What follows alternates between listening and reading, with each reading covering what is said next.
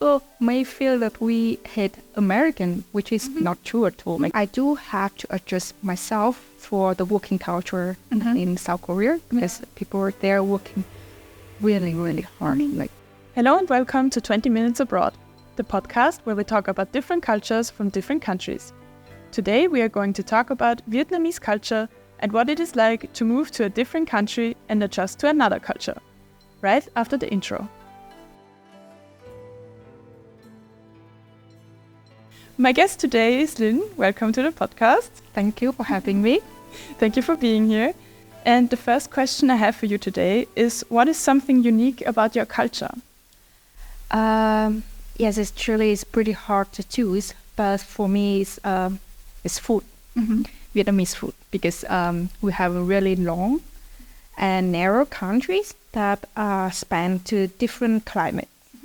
And we also have 54 ethnic group of people, and each of them contribute different their unique taste and cuisines, and also because of their colonial times, especially during the French and China colony time in Vietnam. So each of us kind of like put a bit of unique point in our cuisines. And so that's why I think Vietnamese cuisine is really diverse. And for me also really great. Yeah. I also think so. I really like the Vietnamese food. But the thing is, like, I think a bit unfortunately is like in foreign countries, we only promote a few dishes, which is either easier to make or like come from, I don't know, where the biggest Vietnamese community there. Yeah, that makes sense. Yeah. It's actually sad that you can't try everything, but I missed a lot of things. Yeah, I can imagine. So thank you for your first answer. And for our second question, we have printed out some tickets, and you can choose that yourself. Okay. So, yeah. And if you turn it around, there's a number on it. So you're going by train. I think I choose. I can give it. Thank you. So number is 9, as I understand, right? Thank you. So the question I have for you is, what is the first German word or phrase that you learned? Genau. That's a good or one. maybe mit bitte. That's really important. It's good one. So thank you. And let's get into our first topic area where we talk a little bit about your life in Vietnam. So generally speaking, what was your life in Vietnam like? It's pretty hard to say because I think my life in Vietnam before was pretty varied. Like I used to have different working roles, like 9 to 5 office, and then I was a social worker who had to travel a lot, and then I became freelance. So like I have a really different schedules when I was in Vietnam, but maybe the main thing, the common things in my life when I was in Vietnam is like I spend a lot of time hanging out and coffee and I don't know, eating out with my friends. And it's really common also, like we gathering after work and just have a coffee, or maybe not coffee, tea, smoothie, and or it's something on street. Yeah. So it's really focused on socializing. Yes, I could say. And it's also, is it more focused on friendships or also family? Actually, also on family, but because I had to move to Hanoi, the capital, for my work and also study. So I was there like when I entered my high school, actually. So my family lived a bit far away. So when I visit my mom in the hometown, like we're gonna just spend time the whole day all together, like this is relative and eating and cooking. But when I were in Hanoi, yes, like much more with friends. So you would say that there's a focus on the work-life balance as well, or is it more focused on work? I could say work-life balance more. Yeah. Yes, so we also work hard. It depends on the company, of course. Yeah, for sure. But then, like, hanging out with friends, it maybe only for me, or maybe like just on my friends' circle, like seeing each other really important. Like, we see each other like at least once a week. Yeah, that's really great. Yeah. That weekly meetup. yeah. That's really nice. And what would you say is one misconception about your home country? I could say two. So first, like Vietnamese people speak French in daily life, which is not true. Oh, it's interesting. I've never heard that before. Okay, yes, I think because some people knows that Vietnam used to be French colonized. So it's also true that we have some French word in our vocabulary, but yes, of course, we only speak Vietnamese in our daily life. Yeah. I feel like that are really two completely different languages. Yes. And also another thing is people may feel that we hate American, which is not true at all. Actually, American tourists kind of really welcoming in Vietnam. Yeah? Okay, interesting. That's really not misconceptions that I hear a lot here, I would say. Oh, okay, interesting. And do you know any other things that people think about Vietnam? I'm actually not sure. I had a few Vietnamese friends growing up, but I'm not sure if I ever heard really a misconception about them. Maybe because you have some Vietnamese friends who grew up in here. Yeah. Because I remember when I was traveling a while, even one person asked me, like, do you still have the war in Vietnam? And like, no, it was 50 years ago. Like, yeah. Yes. Interesting. Yeah, maybe, but I think the one with the American tourists is like, I think, all over the world a bit, because I hear that about Europe a lot also, that they think that the Europeans hate them a bit, which I wouldn't say hate, it's just... Yes. I think for Vietnam, maybe because of the war. Yeah, people think that because of the war between Vietnam and America, so Vietnamese people doesn't like America at all. Yeah. For a little break between our topic areas, we're going to play a short game with each other. So it's a guessing game, and we have two blackboards next to us with our names on them. And we are going to get 3 questions from behind the camera, which are questions where we have to guess the answer in numbers, and we're going to write them on the back and then show the camera, and whoever is closest gets a point. How high is the life expectancy of people living in Vietnam according to numbers from 2010 till 2015? I don't know. Might be a bit too obstinate. So, your answer is 60 and mine is 75. I think it's way too obstinate. Yeah? I think. I hope I know my country. I'm going to believe you. 75.6 years. Really? Mom, please keep me in our family. I'm sure she will. There's a paper on your table that you can use to wipe off the first answer. Wow, that's a pretty good guess. I'm sure your mom will still love you. Good thing she doesn't understand English. Okay, so yeah, that's good. I can just tell them that like I'm on TV. Yeah, and that's it. You can just tell them you were right. How would they know?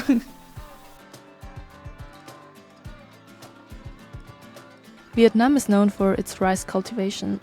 To what year do the first signs of irrigated cultivation of rice date back? Probably way back.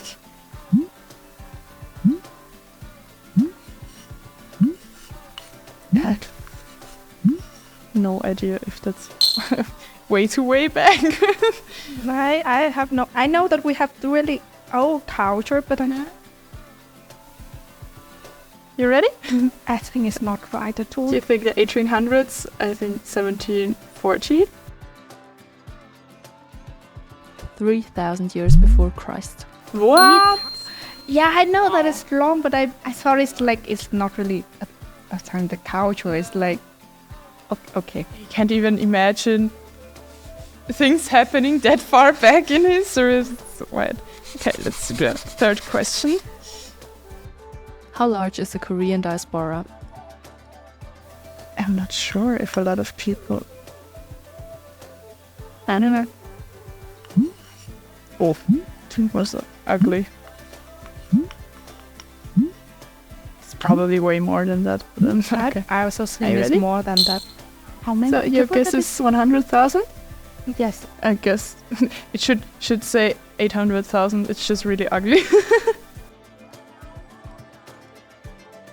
7.325 million. Oh wow.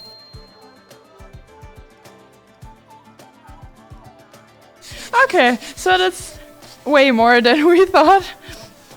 Okay, so thank you for playing the game. We still have. It's really hard here. Yeah. To be honest, that was a really good day for me because normally I don't guess that well. But still, we have a little present for you, just for being here with us today. So thank you.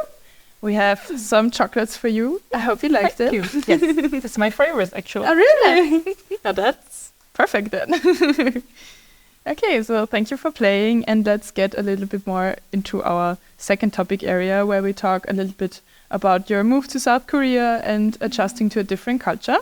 So why did you decide to move to South Korea? Actually, because at that time I was in Vietnam and I work as a freelance graphic designer, and I do feel like in that field I don't really have that much opportunity to develop my career. You know, and then I also have a degree in biology, and I feel I never really give, I don't know, researching a chance because like then I was young, 18, no, 20, no, 22, yeah, 22. And then I was like, I always think like working in academia is really boring. It's like, I don't know, like it's not really my type. But then I also never really try to give, I don't know, researching and working in academia as a chance. And I just think, yes, okay, for maybe I should, I don't know, focus. And then because I also got lucky enough to get a full scholarship to go to South Korea for my master's degree. So that's why. Okay, so you studied there. Yes. Okay, I understand. That's really cool. And what were some main things about the Korean culture you had to get accustomed with? Was it like a huge transition or? Actually, not at all, because Korean culture and Vietnamese culture is pretty alike. Yes. I don't really have that much things that I have to adjust or accustom. But I do have to adjust myself for the working culture in South Korea, because people there working really, really hard. Like I think they are the only people in the world that can say Japan is lazy. And also the hierarchy in South Korea is also really high compared with Vietnam. And another thing is like I have to, how to say, adjust myself to dress more neat. And like can go out with my pajamas or I don't know, with a makeup even. So yes. So you would say people really dress up themselves to Yes, I could say that I have to have more awareness about my appearance. Okay. Whenever I go out and see people. So it's just, yes, because for them it also like actually also Asian cultures in general. That we think that when you dress well, it means that you how to say respect the people that you meet. And for South Korea, they have it a bit higher, you know. Yeah. Okay. That's really interesting. And also here in the Western parts of the world, more and more people start to romanticize the South Korean culture a bit. And what would you say, or why would you say is that? What makes South Korea so appealing to other people? I think the reason why South Korea is so much more appealing to Western countries is the pop culture, like K-pop and Korean dramas. And this is really interesting because actually one of my college, who's Korean, he once told me that Korean government, they already recognize that South Korea, they don't have that much natural resources as the other countries. And that's why they have to focus on the other thing, like developing people and cultures. And that's why when they want to make South Korea like really outstanding on the world map, they focus more in research and technologies, and also selling the culture through music and film, which is really smart because it's more accessible for people in global. Yeah. Yes, for sure. Yes, and that's why I think and they did it so well. I have to say. It's true. You can really see how it gets more popular and popular every year. Because I myself, I also had a big K-pop phase when I was like 14. So it's been 10 years. But back then it wasn't that normal to listen to Korean music. Yes, it literally for me, it's like I also was so surprised because I know that in Vietnam, K-pop and K-drama is really a thing. Like people really love it. But I never think that in Europe, people also really know about K-pop. They even, and that brings it like they start learning the language, the Korean language, and then they start like to eat kimchi and the Korean food, which was kind of cool. Yeah, it's, you get a little bit of a view in other cultures, and that's really nice. The last question I have for you is, how did moving and living in a different country affect your personal life, or maybe your views, mindsets towards other people?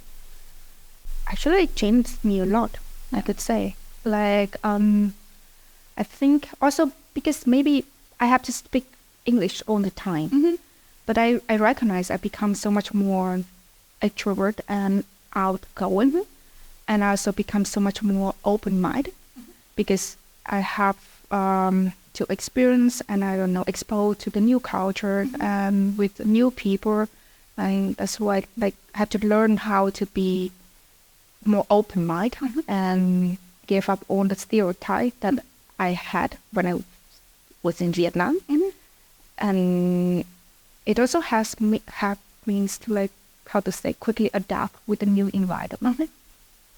And one of the things that I never thought, but I recognize I also more connected with my culture, which is really, kind of interesting for me because I never really think about it. But then because after a while, stay abroad, for me now, how long is it? Almost 6 years. So I feel a bit close, disconnected with my cultures. And then it made me feel like, okay, now I have to relearn. I have to explore more about my cultures, that what makes me more different, more special in here. And then, and I just feel like I more appreciate the ways that I was before. Yeah, which is nice. That's really cool. Yeah, that's really nice. Thank you. I think that's a really good way to end the interview here. Thank you for being here today. Before we completely wrap up, we have a little sticker for you. So we're collecting stickers from all our guests, and today for you we have a suitcase. So actually a bit like that one. So you can choose to put it there or here in the suitcase, whichever you'd like. I could say put here, and then I put the suitcase in the suitcase. Yeah, that's great. Thank you for being here today, and also thank you to our listeners. If you enjoyed this episode, be sure to leave a like and a comment if you have something to say, and make sure to subscribe to our channels. Stay tuned for our next episode.